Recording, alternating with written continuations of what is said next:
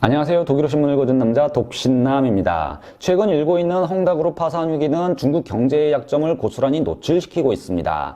부동산을 통해 경제 성장을 견인해온 중국 산업의 거대한 위험이 상존해 있다는 것이죠. 이미 중국의 부동산 버블은 이번 헝다그룹의 위기로 공식화되었습니다. 물론 전부터 잠복해 있던 문제지만 이번 사건으로 인해 중국 부동산의 구조적인 문제와 그 실상이 이제 고스란히 드러나면서 중국인들에게도 그 위험을 구체화시키고 있다는 건데요.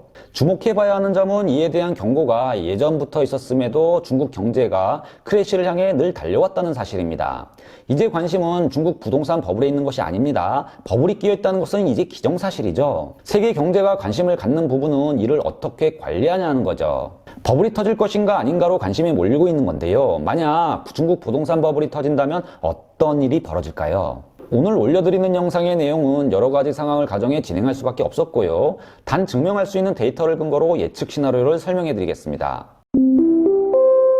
중국 부동산 시장의 버블이 어느 정도 심각한지를 알기 위해 몇 년 전 기사부터 살펴볼 필요가 있습니다. 그만큼 이 문제가 오랫동안 지적되어 온 것인데요. 독일 유력일간지 디 벨트지는 왜 중국은 수천조 원대의 크래시를 의도적으로 모험하고 있는가라는 제목의 기사를 2016년 5월 31일 썼던 적이 있었습니다. 기사는 중국 해변가 80평방미터 크기의 집이 50만 유로나 된다고 전하며 기사를 시작하는데요.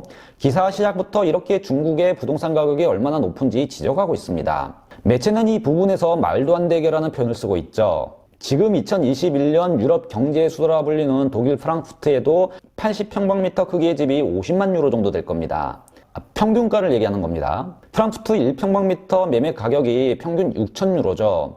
5년 전 이 가격을 들었던 독일인들에게는 중국 부동산 거품을 바로 느끼게 할 수 있는 수치입니다. 참고로 코로나 위기 때문에 시장에 자금이 엄청 풀렸고 그래서 독일도 역시 부동산 가격이 굉장히 많이 상승했죠. 그러니까 5년 전에는 지금보다 훨씬 쌌을 겁니다. 매체는 중국 부동산 시장의 붕괴가 위협이 되고 있지만 중국 지도부는 이를 감수하고 있다고 주장하며 논지를 펴고 있습니다. 즉 중국 정부가 최근까지 어느 정도 용인하며 부동산 거품을 경제 성장의 원동력으로 활용하고 있다는 주장을 하고 있는 것이죠. 기사는 신혼 살림을 이제 막 시작한 리우 씨의 가정을 인터뷰하며 베이징시 외곽 80평방미터의 집을 마련한 그들이 55만 유로 하나 7억을 지불했다는 사실을 언급합니다. 그런데 기사가 주목을 하고 있는 것은 대출을 통해 집을 구매할 능력이 안 된다고 밝히는 그들과의 인터뷰 내용입니다. 매체는 이렇게 수많은 중국인들이 지불 능력이 안 되지만 현재 주택을 구매하고 있다고 밝히고 있습니다. 그리고 부동산 가격은 계속해서 솟구치고 있다고 보도하고 있죠. 지불 능력이 안 되어도 주택을 구매하고 있는 사람들이 여전히 많다는 사실, 이에 따라 리스크 또한 커지고 있다는 것이 당시 2016년의 중국 부동산 시장의 모습이라는 겁니다. 기사는 그럼에도 주택 가격은 계속 상승하고 있고 이 부동산 가격이 올라갈수록 거품이 붕괴할 위험 또한 커지고 있다고 경고하고 있습니다. 매체는 지난 12개월 동안 북경은 18.3%, 상하이는 28%, 선전시는 62.4%가 올랐다고 밝힙니다. 그리고 소득 대비 집값이 비싼 곳은 중국이고 이렇게까지 많은 거주 비용이 드는 곳이 세계 어디에도 없다고 보도하고 있습니다. 그러니까 소득 대비라는 전제를 지금 달고 있는 겁니다. 중국 북경과 상하이에서는 집을 구매하기 위해 연소득의 30배 이상을 저축해야 하는데요. 이에 반해 독일에서 가장 집값이 비싼 뮌헨의 경우 단지 10배, 베를린은 8배라고 비교 분석하고 있습니다. 물론 중국 금융권도 당시 주택대출을 위해 자기 자본 50% 이상을 요구하고 있다고 전합니다. 주택담보대출을 받기 위해 주택구입 비용의 50%를 구매자의 자본으로 해결해야 된다는 것이죠. 그러나 이런 요구는 제도권 밖에서의 대출을 더 성행하게 만들었고 이자는 더욱더 비싸졌다고 기사는 밝히고 있습니다. 독일 언론은 이를 그림자은행 자본시장이라는 단어를 통해 설명하고 있는데요. 사채 시장을 가리키는 듯하죠. 기사는 이런 신용거래는 중국에서 불법이라고 보도하고 있습니다. 문제는 중국인들의 경제 습관입니다. 여기서 만약 중국의 부동산 버블이 터진다면 어떤 일이 일어나게 될지 짐작해 볼 수가 있는데요. 기사는 부동산 거품과 연동되어 있는 신용거래는 그렇게 문제가 되고 있지 않다고 주장을 하고 있습니다. 바로 중국 경제 다른 곳에 문제가 있다는 것이죠. 기사는 주택거래에서 단지 18%만이 저당을 잡히고 대출을 받아가고 있다고 보도하고 있는데요. 그럼 중국인들은 부동산을 어떤 식으로 구매할까요? 기사는 중국인들 대부분은 현찰로 집을 구매하고 있다고 밝힙니다. 이게 어떻게 가능할까요? 기사는 여기에 대해 집 하나를 구매하기 위해 전 가족이 협력하고 있다고 강조하고 있습니다. 즉 사돈팔촌 친척까지 가족 주변에 있는 돈을 모두 끌어모아 부동산에 투자를 하고 있다는 겁니다. 그리고 당시 이 자산 가치는 27조 달러로 중국 국내 총 생산의 3배에 이른다고 밝히고 있습니다. 75%가 바로 콘크리트 골드라고 기사는 주장을 하고 있는 겁니다. 중국 도시에 있는 시멘트 자체가 골드, 바로 금이라는 것이죠. 그래서 중국 부동산 거품이 꺼진다고 해서 이 문제가 중국 금융권으로 전이가 되지는 않을 것이라고 기사는 보도하고 있습니다. 또 대다수의 은행들은 중국 정부 아래에 있기 때문에 큰 걱정이 되는 것은 아니라고 신문은 설명하고 있습니다. 그러나 문제는 중국인들의 생활 기반이 무너진다는 것인데요. 만약 부동산 가격 10%가 하락한다면 2조 달러 이상이 사라지게 된다고 기사는 설명하고 있습니다. 그리고 또 만약 부동산 가격 50%가 추락한다면 10조 달러 이상이 사라진다는 것이죠. 불행하게도 이런 일이 없으리라는 법은 없습니다. 왜냐하면 과거 일본에서도 이런 일이 벌어졌기 때문이죠. 일본은 1960년대에서 1970년대까지 토지 가격이 50배 정도 뛰는 동안 소비자 물가지수는 고작 2배 오르는 기현상이 벌어졌었습니다. 즉 땅값의 실질 가치가 25배나 급등했던 것이죠. 당시 일본을 팔면 미국 전체 국토를 살 수 있다는 주장도 이런 이유 때문에 나왔었습니다. 그때 도쿄, 고쿄, 황거지가가 캘리포니아 주 전체의 지가와 맞먹었기 때문인데요. 고쿄는 일본 도쿄도 치요다구 중심에 있는 궁궐로 현 일본 왕과 왕후의 거처이죠. 일본의 이 궁전을 팔면 당시 캘리포니아주 전체를 살 수 있었다고 합니다.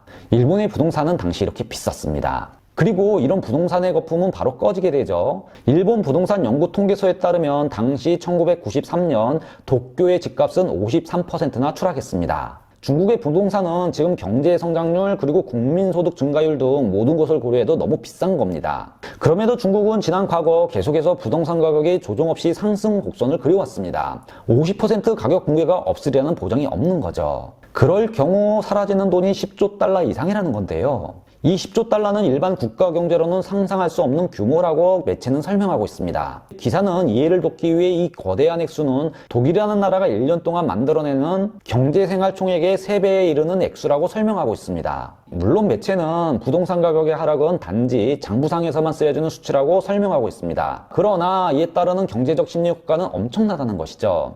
만약 사람들이 부동산 자산의 절반이 사라지는 것을 본다면, 또는 누군가 엄청난 손해를 보고 부동산을 팔게 된다면, 아니면 팔려고 해도 살 구매자가 나타나지 않는다면 이는 소비에 지대한 영향을 줄 수밖에 없다고 설명하고 있습니다. 그리고 중국의 젊은이들은 그들의 인생을 시작하면서 엄청난 고통을 받게 될 것이라고 얘기하고도 있죠. 물론 중국의 부동산 거품을 빼는 방법은 중국 정부에게 아주 쉽습니다. 은행에 대출을 못하도록 막으면 된다는 것이죠. 그걸 5년이 지난 이제 부분적으로 중국 정부가 시작하고 있는 건데요. 그러자 바로 헝다그룹 같은 문제가 발생을 한 겁니다. 기사는 만약 중국 정부가 대출을 규제한다면 새로운 건물들이 들어서지 않을 것이고, 이에 따라 공장은 멈추고 중국 성장 또한 멈출 것이라고 주장하고 있습니다. 결국 중국 정부는 2016년 당시에도 이미 이런 딜레마에 빠져 있었다는 것이죠. 이를 북경의 딜레마라고 매체는 강조합니다. 그러면 2021년 현재 중국 부동산에 대한 전반적인 평가는 어떨까요? 가격 조정을 중국인들은 견뎌낼 수가 있을까요? 이를 알기 위해 먼저 중국 정부는 지난 5년 동안 부동산 거품과 경제 성장 사이에서 어떤 조치를 취해왔는지를 살펴봐야 합니다. 일단 이번 헝다그룹의 파산 위기는 중국의 부동산 거품에 대한 위험이 어디까지 왔는지를 단적으로 보여주고 있는 예입니다. 독일 유력 주간지 디자이트지는 2021년 9월 22일 거인 기업의 실패라는 제목의 기사를 내놓습니다. 기사는 거대한 중국의 부동산 개발자는 무너졌고 시장은 과열되어 있다고 설명하고 있습니다. 매체는 헝다그룹의 부채 규모와 그 의미를 상세히 전달하고 있는데요. 이 부분은 이미 지난 영상에서 제가 자세히 다루었기 때문에 생략하겠고요. 기사는 중국 정부가 이번 기회에 직접적으로 헝다그룹을 지원하지는 않을 것이라고 내다보고 있습니다. 현재 중국 정부는 IT, 금융, 그리고 부동산 기업을 타겟팅하고 있다는 것이죠. 기사는 여기서 그러면 헝다그룹은 어떻게 될까라는 질문을 던지고 있습니다. 매체는 중국은 이미 오래전부터 중국 부동산 시장에서 과열 증상을 보여왔다고 설명합니다. 세계은행은 이미 2018년 부동산 거품이 곧 터질 수 있다 경고했다고 설명하고 있는데요. 중국은 90년대부터 국가 소유의 토지를 팔아 사치스러운 비즈니스를 해왔고, 많은 도시에서는 시민들이 값싼 대출을 통해 수백만 채의 주택을 구매해왔다고 밝히고 있습니다. 자본 비용이 아주 저렴했기에 가장 좋고 안전한 투자처가 바로 부동산이었다는 것이죠. 중국인들에게는 이만큼 확실한 투자가 없었다는 겁니다. 또한 중국에서 자기 집을 가지고 있는 것은 사회적 지위와 일치했다고 기사는 설명하고 있습니다. 그리고 중국에서는 이제 결혼을 하기 위해서는 적어도 집 한 채를 가지고 있어야 하는 사회적 조건이 되었다고 매체는 보도하고 있습니다. 즉 중국인들이 갑작스럽게 자본주의 시대를 살아가며 개인의 사회적 위치를 부동산 소유와 동일시하는 경향을 보여줬다는 것이죠. 물론 이런 모습은 한국에도 있긴 했죠. 그런데 중국은 오로지 부동산을 통해 압축 성장했기에 그 정도가 더 강하다는 겁니다. 그냥 한국 사회에서 사회생활하는데 필수가 대학 졸업장이듯 중국은 지금 부동산 소유가 마치 이런 사회생활의 조건이라는 겁니다. 이에 따라 매체는 부동산 산업은 현재 중국 경제생활에 있어 가장 중요한 부분이라고 설명하고 있습니다. 즉 이런 특유의 문화가 계속해서 중국의 부동산 가격을 올려왔다는 것이죠.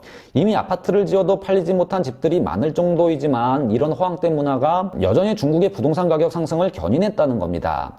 그리고 이에 따라 중국 경제활동 28%가 바로 부동산 산업에서 발생하고 있다고 주장하고 있습니다. 바로 헝다그룹 에버그린은 이런 중국 경제 문화의 특징을 고스란히 담고 있다는 것이죠. 그러나 자산 가치는 소득과 경제 성장을 무시하고 끝없이 올라갈 수는 없습니다. 모든 경제는 연결되어 있고 어딘가 제동이 걸리면 경제 원리를 무시하고 만들어진 거품은 부작용을 곧바로 만들어내게 되죠. 기사는 2020년 여름부터 부동산 기업들과 대출을 해주는 은행들이 중국 정부의 엄격한 통제 컨트롤 받아오며 대출을 제한적으로 해왔다 설명하고 있습니다. 또한 부채 규모도 줄이라는 요구를 받았다고 설명하고 있죠. 이에 따라 헝다그룹은 새로운 자본을 수여할 수 없자 잠복해 있던 문제가 수면 위로 바로 올라왔다는 겁니다. 중국 정부가 고삐를 당기기 시작한 지가 불과 1년이라는 것이고요. 그리고 이 거대한 기업 헝다그룹이 불과 1년 만에 파산 위기에 직면했다는 겁니다. 이제 최대 관심은 앞으로 중국의 부동산 가격이 이 헝다그룹 위기로 인해 얼마나 영향을 받게 될까 하는 점입니다.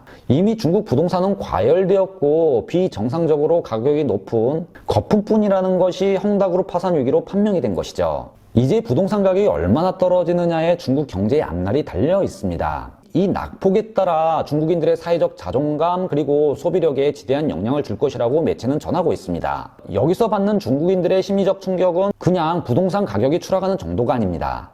대부분 부동산 거품이 꺼진다고 하면 일반 서민들은 별 상관이 없죠. 경기 하락에 따른 간접적인 위험만 받을 뿐입니다. 있는 자들이 1차적으로 충격을 받는 것이죠. 그러나 매체는 이 점에서 중국은 다르다고 설명하고 있습니다. 부동산은 바로 중국 시민들의 생존이고 노후 대책이며 사회생활의 기본이라는 것이죠. 이런 모든 기반이 무너진다는 겁니다. 경제의 공황을 넘어 사회적 대공황에 빠지게 되는 것이고요. 자본주의 시대에 누려왔던 중국인들의 여러 혜택이 모두 이 부동산에 몰려있기 때문에 이 모든 것이 사라지게 되는 것이죠. 헝다그룹이 진행하고 있는 사업은 어떤 식으로든 이어가게 될 겁니다. 대만 불사의 원칙이 여기서도 성립된다고 기사는 주장하고 있습니다. 단 이제와는 다른 식으로 진행이 되겠죠.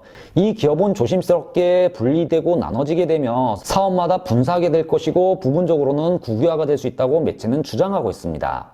일단 좋은 소식은 헝다그룹의 대부분의 부채는 국영은행에서 받은 것이라고 설명하고 있습니다. 그러나 중국발 부동산 거품은 이제 중국 시장의 소비력 약화라는 방식으로 전 세계 시장을 강타할 수 있다고 기사는 보도합니다. 특히 수출 중심 국가들은 문제가 될 수 있다는 것이죠. 즉 세계 경제도 지금 중국의 내수 시장이 어느 정도까지 추락하느냐에 관심이 집중된 상태인 겁니다. 지금까지 독일어 신문을 읽어준 남자 덕신남이었습니다.